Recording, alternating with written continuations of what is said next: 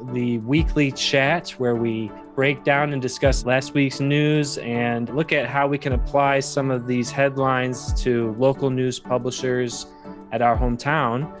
Joining us from the Our Hometown Publisher Support Team, we have Terry, Vera, and Tyler. Welcome, everyone. Tyler's going to start us off with our first story today. And again, this is a new initiative at our hometown. We're just covering the news of technology and digital journalism, trying to understand the trends. It's been very enlightening for me to take this big picture view of things. So, Tyler, why don't you start us off with this article on text messaging? All right, so this was basically written up from a recent study on consumers' preferred methods of interacting with brands and other corporate entities. The really interesting nugget that they found here was that people seem to be warming up to using text messages for corporate interactions and different kind of brand things rather than previously when it had been things like email or phone calls. So I don't think it's quite surpassed email, but it's trending that way. Is that fair to say? Yeah, basically. It's made a big leap in the last year or so. Yeah, and they break it down by generation. So the two that you highlighted were Gen Zers, which is like the youngest, and then millennials is kind of like the second youngest. So those two percentages are higher than anything that we've seen before. I think it was like baby boomers was low 30%. Right. Okay. Brand texting has become more commonplace. 85% surveyed had been texted by a brand recently. Yeah. What's most interesting to me is what people are gravitating towards and what they're opting into. I personally, I've done this before. I actually opted in for like a local grocery store one time and they sent promotions through that. Do you guys have any experience with this, or is this something that you stay away from, giving your phone number out to this type of thing? I actually will do this, believe it or not, but I'm a little selective. If they start hounding me with messages day after day after day, it's like, no, just Definitely. once a week is fine. If you have a special promotion, I want to see that. Some event coming up, I want to see that. But I think moderation is key. I'm sure that there's some options with some of these platforms, and this is something that we should really research more, like what's out there and maybe what could be integrated with WordPress, because some of our customers have asked about this type of thing. If it was smart enough so that they could opt in, when they're opting in, they can choose like the frequency, or they could easily adjust the frequency. I think that would be really key, right? Like if I just get a monthly digest, maybe some people prefer weekly though, so you have both options. That's kind of what my ultimate strategy is going to be with Today in News Tech. Actually, like we really want to get the frequency right because we're publishing every day. Not everyone is going to want to hear from us every day. So they'll be able to tailor, is it a weekly summary email or monthly summary of the weekly emails? What kind of things have you opted in for? Is it like news, Terry, or is it what kind of brands? Actually, mine is mostly shopping. I'm in the Christmas spirit right now. So, right. Okay, if you have a Christmas sale going on, I'm looking for Christmas gifts. Send me your promotion once a week. I don't need them every day. You actually seek these out? Well, if it's online, if I've been to the store online and there's an option to sign, and a lot of places are offering that option now. In fact, some of them are even requiring it, and then you can opt out. But yeah, I got brave and decided to do it, and I like it, actually. I do like it. To me, if you really want to get the information, it's actually better than email in a lot of ways because there's so much coming into email for me. And I think for most people. Right. That actually reminds me of a stat from the actual article that I had highlighted that I didn't fit into it. And another thing that I would really strongly suggest to stores or news or anything like that is to make the link in your text short. So make it a shorter link rather than putting that whole link in, because I'm not going to shop on my phone. I'm going to go online on my computer or laptop or whatever. Give me an easy type in the URL. Okay. Does that make sense? Like a custom hyperlink rather than just a bit.ly. Right. Not some code. Yep. We're talking about newspapers. So some type of custom link generator that's just really short. I thought you were going to say you don't want to take up a lot of space in the text with like a long URL. Just give me something that's easy to click. And for a newspaper, it would be newspaper/coupon RR5 or something like that. Don't give me, Right. 5 lines that I have to type in, because really newspapers should be targeting every device that a person could possibly use. And you want to make it easy for them. Definitely. Right, exactly. Yeah, let's look at this stat. Actually, this is key, I think, what Tyler just highlighted. I can relate. Can you relate? Yeah. Oh my God.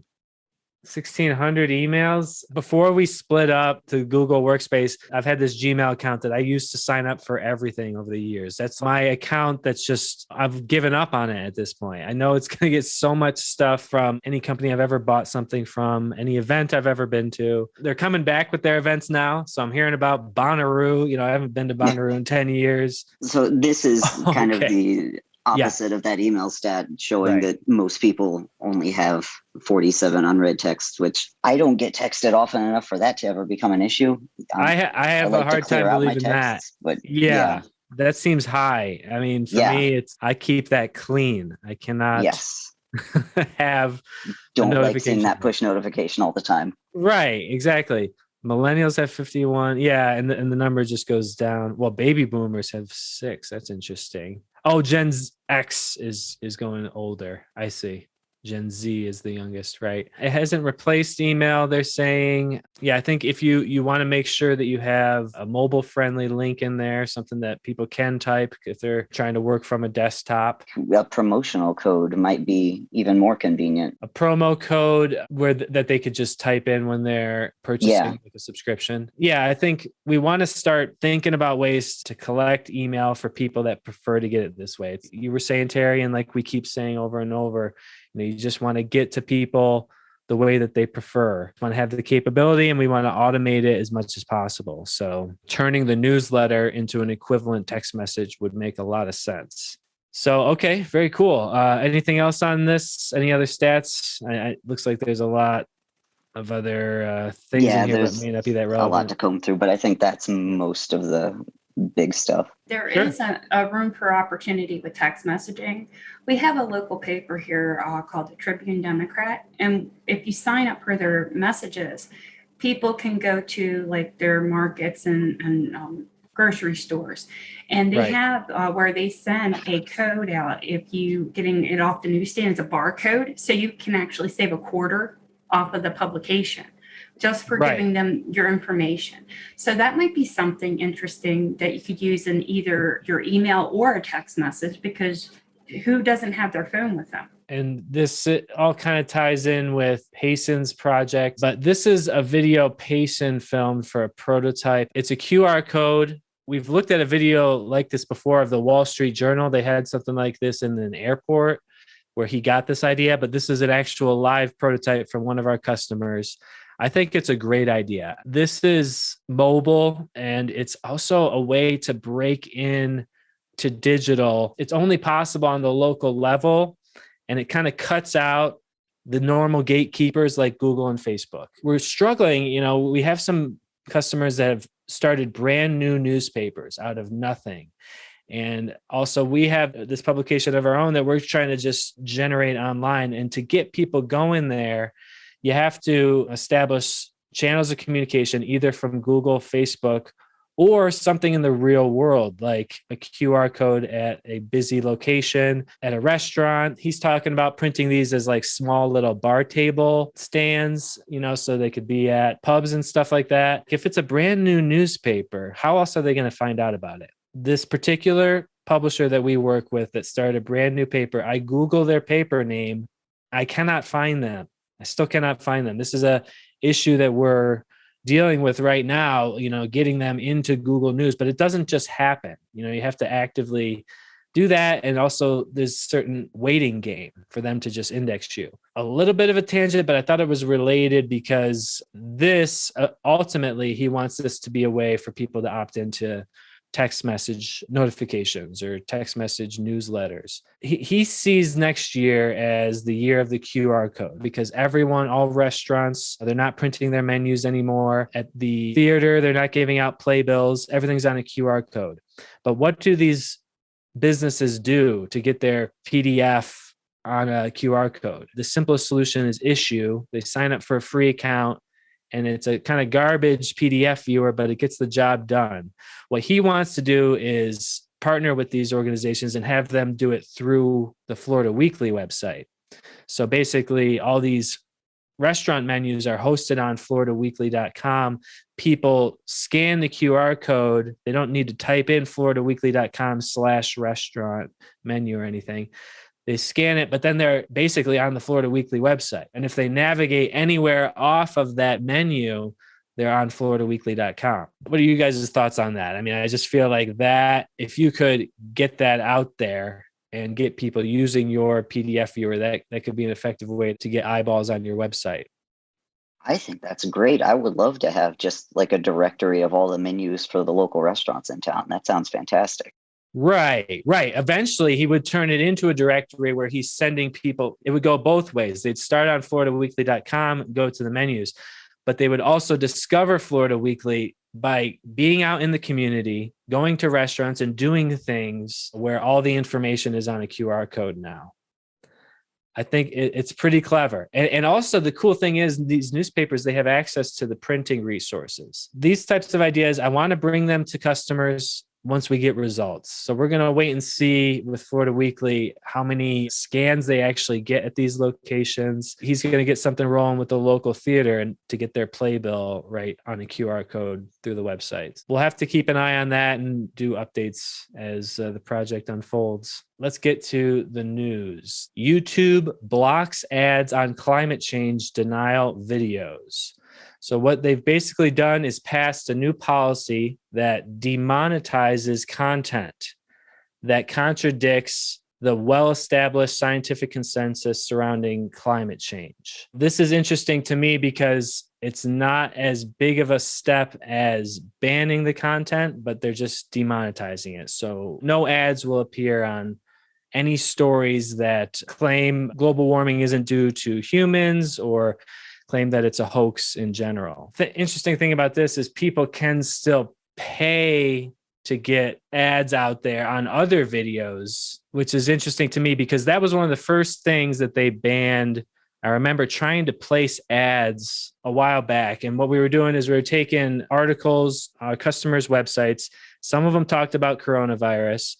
We took the audio article and put pictures to it and basically created a video and then promoted that video as an ad in that zip code for the newspaper. They were just getting banned left and right just because they mentioned coronavirus. Like you couldn't even bring it up in an ad because that was at a time when they just so afraid that people were using the platform for disinformation and paying to get their message out there. So I thought that was interesting that you can still pay to spread this. It stops short of banning the content. One possible reason is, it doesn't carry the same short-term risk of harm as the vaccine misinformation, but someone not believing in climate change, it's just not as much of an emergency. Any thoughts on this at all? I'm always interested in these things because you have one side that wants to jump on the free speech, and then you have the other side that jumps on, hey, this is a privately owned business or platform. Both sides have valuable input. And I really see this as almost, it could backfire on them because people like the fact that there aren't ads. Whoever wrote the article isn't going to receive any income. Let me just make their argument for a second. I think it is actually a decent solution because if you think about it like this, you got to follow the money. And if there's money in creating extreme content that is going to go viral because the algorithm is tuned for engagement. It's tuned to reward engagement and display more content that has been engaged with in the past. So really extremist content like this or fringe beliefs or whatever, things that are highly debated. I'm not going to take a side on this, but things that are just honestly debated among people, I don't think it's a good idea to censor it completely. You got to have the discussion out there, but to take the profitability out of it, that might take us in the right direction, just because then people aren't doing it just for the money. But it seems like a step in the right direction without shutting down the conversation and just pissing a ton of people off.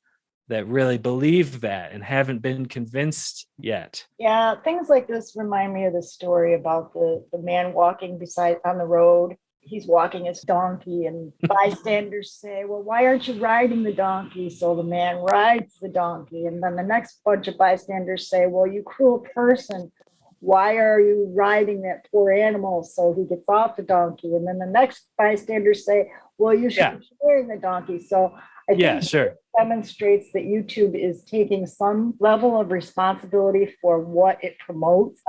That's a good, right. It's taking some responsibility, but really the question I think is, how much responsibility do they need to take? What are they really responsible for? There haven't been any lines drawn anywhere. Right. So yeah, there's a lot of basically they're not responsible for anything that's on the platform. I mean, according to Section 230, these guys are like telephone wires. They're internet service providers. Information that goes across them, crimes that are committed over the phone or arranged over the phone, the telephone company is not responsible for. I thought this was kind of interesting. The firm wasn't shy about the reasoning for the move. Advertisers just don't want their ads linked to climate change denial material, and creators don't want those ads on their pages. They're saying like, okay, yeah, the conspiracy theorists, they don't want people's ads on their videos that don't agree with them. Or it sounds just like a made up drama to me. If they can just outright across their platform code something that says, don't show ads on any of these types of videos that, our algorithm is classified as climate change denial.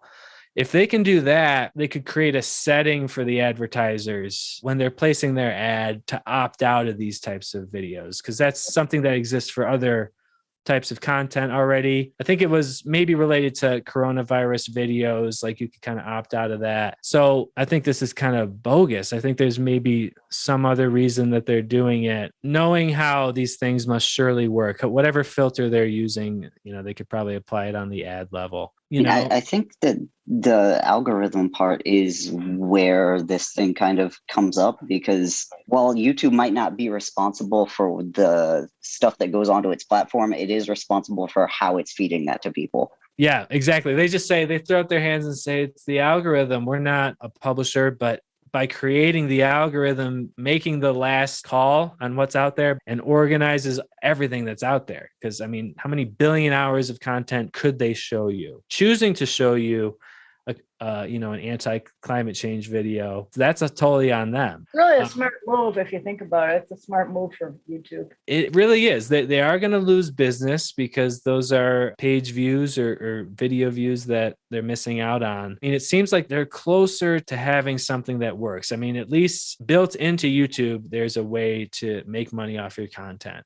Nothing like that exists for Facebook. They're so far from having anything like that. They have instant articles. They kind of tried it, but never really took off. Okay. Any other comments on this? Well, how does this apply to our papers? This doesn't directly apply to people unless they're doing well on YouTube. They may be focusing on this type of stuff. This is more just industry trends kind of thing. Okay, so basically the headline is Americans agree misinformation is a problem. There's just a general public opinion. The tide is shifting away from social media. 6 out of 10 people being concerned that their family or friends are part of the problem. Many people acknowledging that they're personally part of the problem. When you really get into this stuff, it gets pretty messy. Some people would say everything is fake news. They're calling even the most prestigious and well-established outlets fake news. Like we can't even agree on who to listen to anymore. So this stat doesn't surprise me. What I'm more surprised about is it's not 100% of people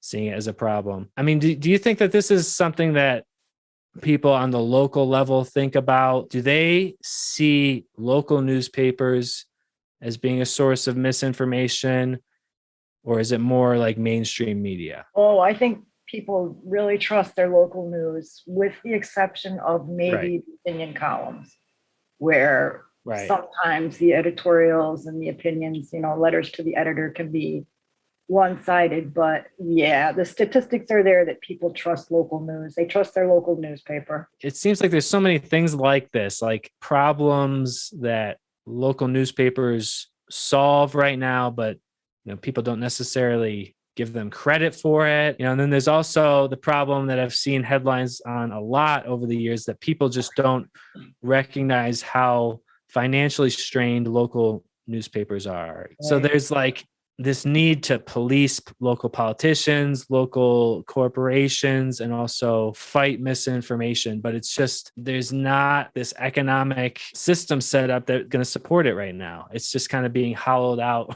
from the inside. And people are starting to recognize that there's a problem with spreading misinformation on these other platforms, but they're not looking to the newspaper as a solution. Can newspapers maybe highlight this type of information, in their coverage? I mean, it's like kind of preaching to the choir at that point.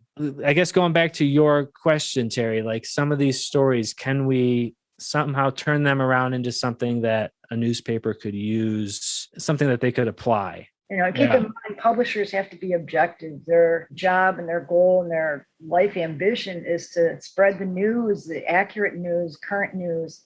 And it's difficult when you're battling fake news, really. It's difficult for a publisher to come right out and say, this is a blatant lie, when their job is to be objective. So they're in a tight spot, but it can be done. I'm sure it can be done. This bill goes through the legislation. A local news initiative? Yes. I haven't been following that. I don't know if there's really been any news on it. A story I wanted to bring up related to this one too. Trust in social media linked to heightened susceptibility to COVID-19 conspiracy theories. Is it a chicken or egg type of thing? Is social media causing susceptibility to conspiracy theories? People that are already into conspiracy theories, they can get information that they want there, and get that confirmation bias, people saying the things that they kind of already think. They're not looking at trust in anything else, but trust in local newspapers. I think the problem is that when you look at social media, everything is just on the same level. All the content looks the same. And, you can very easily create a brand on Facebook that looks very legit. They're probably susceptible to a lot of misinformation. It's not just COVID-19. Conspiracy. Yeah, and I think a lot of that comes from friends of friends of friends who no longer fact check. Years ago, Snopes was the thing.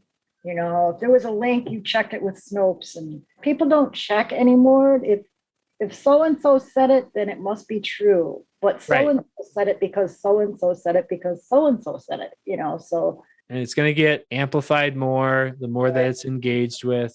Like the kids' gossip game. There's also another factor that these people that have misinformation, that want to sow discourse, are really good at faking news sites to look authentic. Just like if you click on one of the advertisements that might be a scam. Sure. My father got scammed for buying a shed for $99.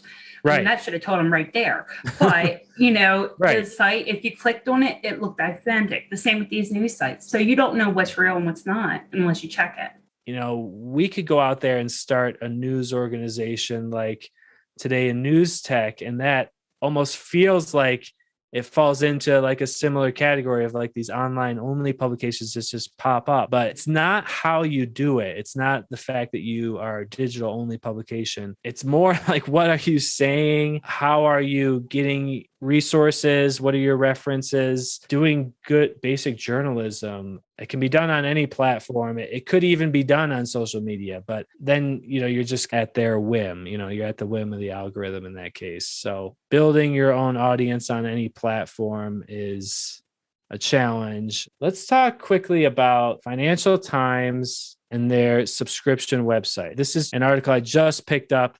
The thing that I want to highlight here, I guess, for our customers is that our best marketing tool is our great content. They are really pro encouraging readers to register and offer a free or inexpensive subscription trial. So this is at the Financial Times. They've been a leader in paywalls. I think another point that they make in here is if you're covering unique content, that's a good thing for having a future in paywalls. If you're just kind of repurposing or aggregating other news, that's not really going to work. So I think local newspapers definitely fall into that category. They actually fall into the same category as the Financial Times or the Wall Street Journal because they're much bigger, but they're covering stories that no one else can. And the bottom line is they have unique content. And it ties into this new website growth program that we're pushing, which has a very straightforward model, right, Vera? That's basically discounting the first month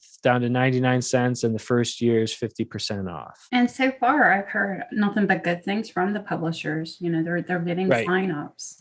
Right. The last thing I wanted to show you guys here is just this idea. Maybe we can integrate this into Today in News Tech, but I'm wondering, have you guys seen anything like this ever on social media? Oh yeah, definitely. This looks really familiar. I've seen it on NPR. This is called an audiogram. And I'm not sure exactly how much of this is automated. It'd be great if you could just feed in the text and it kind of broke it up into sections like this. If you just feed in audio, you could have a graphic and it would have that little animated volume thing. I like this one too. I guess I just wanted to bring this up as another tool that people might use if they're getting into audio, because with us, we have a video component that just comes from the same place that the audio does, which is the Zoom recording.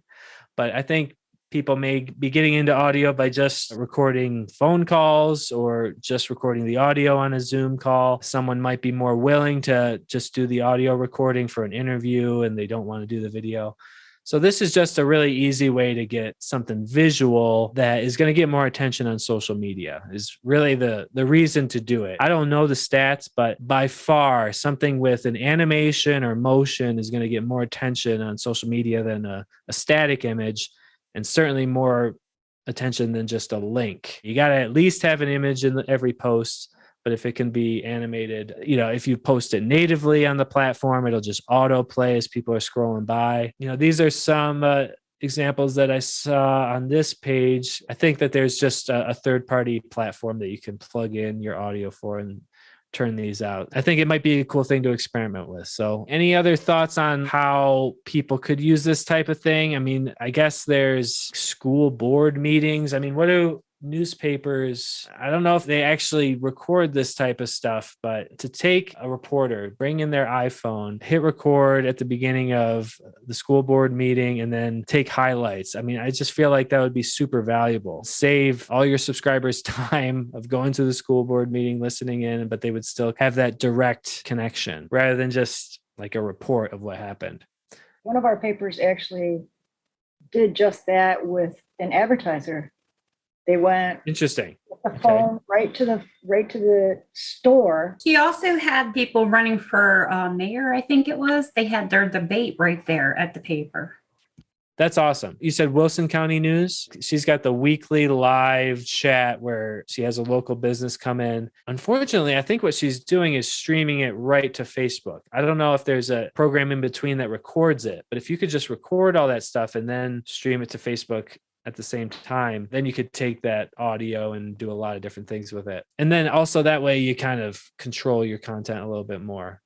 I think if you're just streaming directly to Facebook, then there's not really a way to download it. And it's pretty much Facebook's property at that point. Right. It doesn't drive people to your newspaper, which is the end goal. But I think they're doing a good mix. They post a lot of links from their website on Facebook. So they foster the engagement with the live stream. The goal of the live stream is not to actually get traffic to the website. It's to get likes and follows on their page.